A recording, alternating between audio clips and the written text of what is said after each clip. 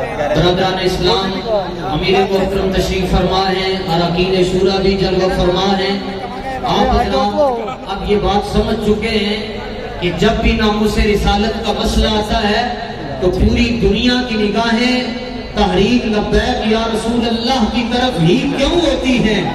اس لیے کہ وہ یہ جانتے ہیں یہ پلانٹڈ نہیں ہے، بلکہ ان کو رسول پاک نے میدان میں کھڑا کیا ہوا ہے۔ اگر ناموس رسالت پر سب سے مضبوط آواز کسی کی ہے تو وہ حضرت امیر المجاہدین رحمت اللہ تعالی علیہ کے تیار کیے ہوئے مجاہدین کی ہے۔ اور آپ حضرات یہ بھی جانتے ہیں کہ بھارت، انڈیا اتنا ایٹم بم سے نہیں ڈرتا جتنا ہمارے بابے کی تصویر سے ڈرتا ہے۔ ملت اسلامیہ سعد حسین رضوی صاحب کے تصور سے ڈرتا ہے۔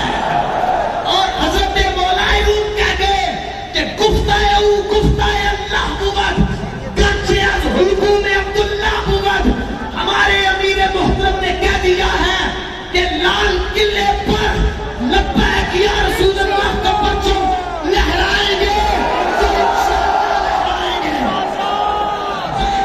لبیک یا رسول اللہ۔ جس کا بھروسہ رب پر ہے اور رب کے حبیب کی مدد پر ہے، اس کا ایک ہی اعلانیہ ہے، اس کا ایک ہی بیانیہ ہے، اس کا ایک ہی سٹیٹس ہے کہ من سب نبی بابا جی دے شیرو تقریر لوگ کہتے ہیں نہ اسے کیا ملتا ہے، میں کہتا تسبیح نہ کی لبیائے، تقریر نہ کی لبیائے۔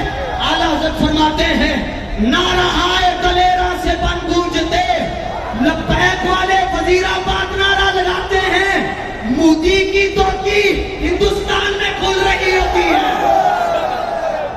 فتلوہ تگڑے ہو کے کہو تاکہ بابا جی خوش ہو جاون۔ باقی مسئلہ رہا رسول پاک کا تو